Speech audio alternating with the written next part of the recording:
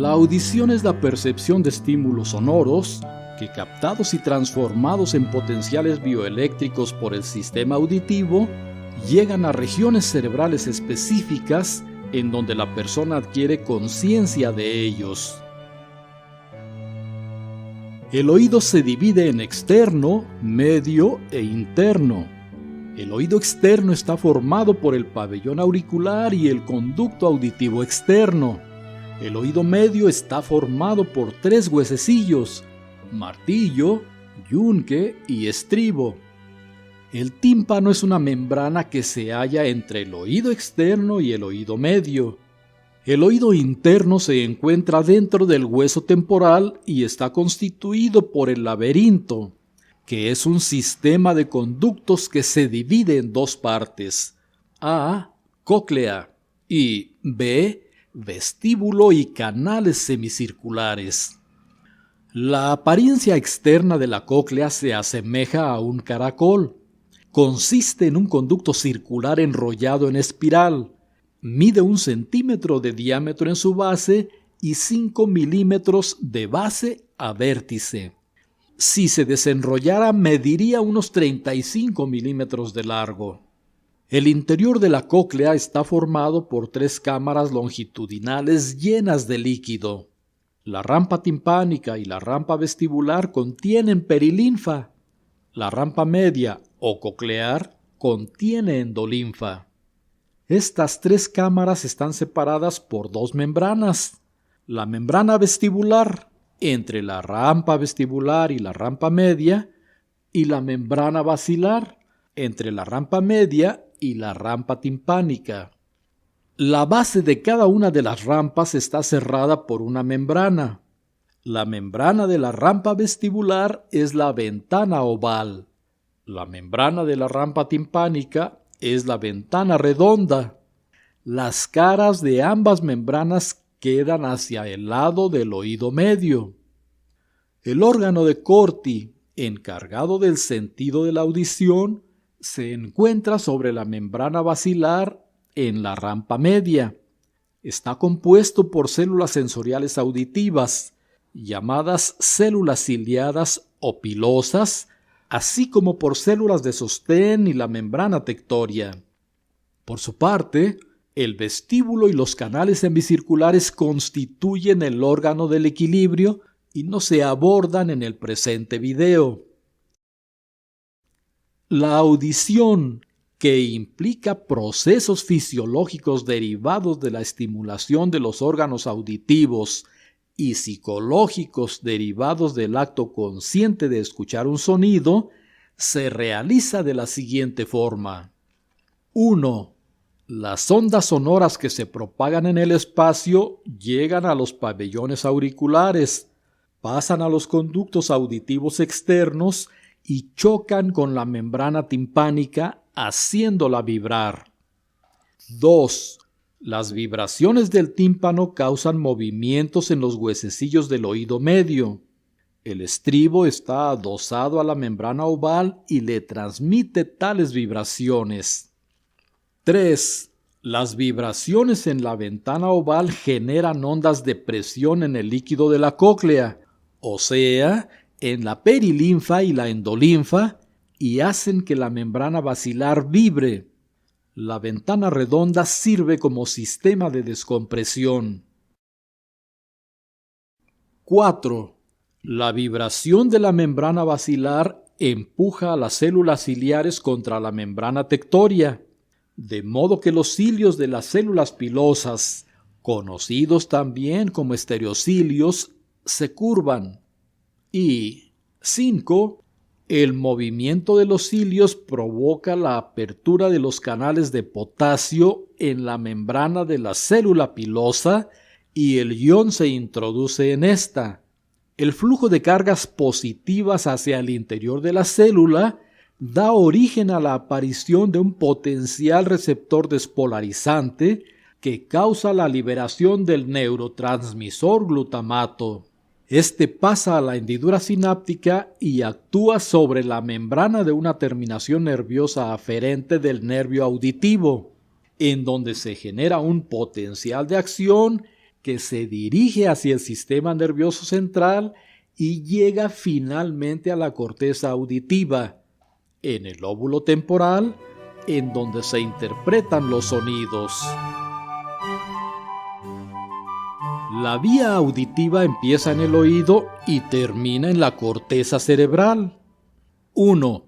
Las células ciliadas hacen contacto sináptico con las dendritas de las neuronas aferentes primarias, que forman parte del nervio vestíbulo coclear u octavo par craneal.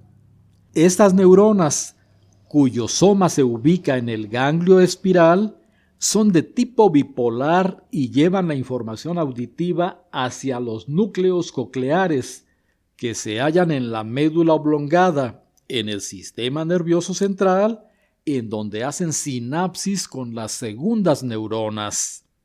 2. A partir de los núcleos cocleares, las fibras nerviosas secundarias ascienden, una parte de ellas ipsilateralmente, pero la mayoría se decusan y ascienden contralateralmente. Estas fibras llegan a los núcleos del complejo olivar superior, que recibe información de los dos oídos y hacen relevo con las siguientes neuronas. 3. Los axones posinápticos del complejo olivar superior, junto con los axones de los núcleos cocleares, forman el lemnisco lateral, ascienden hasta el mesencéfalo y hacen sinapsis en los colículos inferiores. 4. Los axones posinápticos de los colículos inferiores ascienden y llegan al núcleo geniculado medial del tálamo, en donde hacen sinapsis. Y 5. A partir del tálamo, las fibras posinápticas forman la radiación acústica, que llega a la corteza auditiva primaria en el lóbulo temporal, que corresponde a las áreas 41 y 42 de Brodmann. Debido al entrecruzamiento experimentado luego de emerger las fibras de los núcleos cocleares, cada oído interno envía impulsos a las cortezas temporales de ambos lados.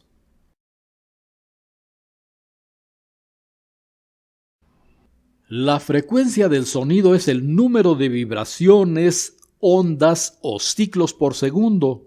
Cuantas más vibraciones por segundo ocurren, más agudo es el sonido. Y cuantas menos vibraciones por segundo se presentan, más grave es el sonido. Por tanto, las frecuencias más bajas corresponden a los sonidos graves. Son sonidos de vibraciones lentas. Las frecuencias más altas corresponden a los sonidos agudos y son vibraciones rápidas.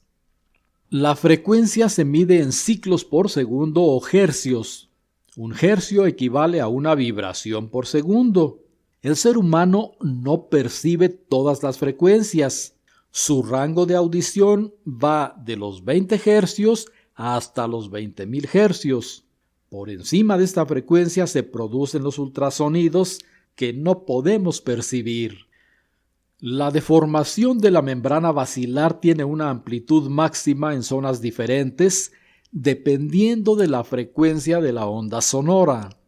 La membrana basilar se hace gradualmente más delgada a medida que va más lejos dentro de la cóclea.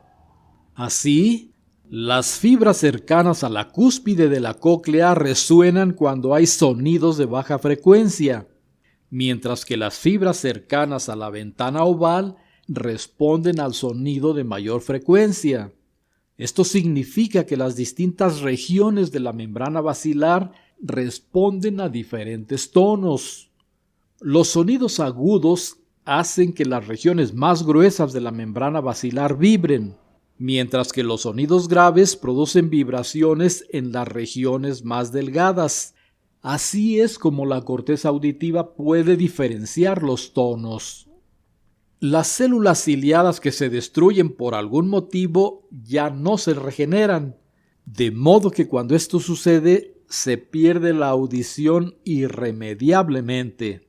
Es por eso que con la edad suele haber pérdida gradual de la agudeza auditiva en los seres humanos, condición denominada presbiacusia. Los distintos rangos de pérdida auditiva se clasifican en normal, de 0 a 20 decibeles, sin dificultad perceptible; hipoacusia leve, de 20 a 40 decibeles; dificultad para escuchar un discurso y conversaciones suaves, especialmente en situaciones ruidosas, pero sin problemas en ambientes silenciosos; hipoacusia moderada, de 40 a 60 decibeles, dificultad para entender una conversación, especialmente en presencia de ruido de fondo. Se necesitan mayores niveles de volumen para escuchar la televisión o la radio. Hipoacusia severa, de 60 a 80 decibeles. La claridad del discurso se ve afectada. La conversación debe ser más fuerte de lo normal y hay una gran dificultad en las conversaciones grupales. Y, finalmente, hipoacusia profunda o sordera, más de 80 decibeles. La conversación regular es inaudible y hay dificultad incluso en voz alta. Frecuentemente la comprensión es solo posible a través de gritos o de amplificación.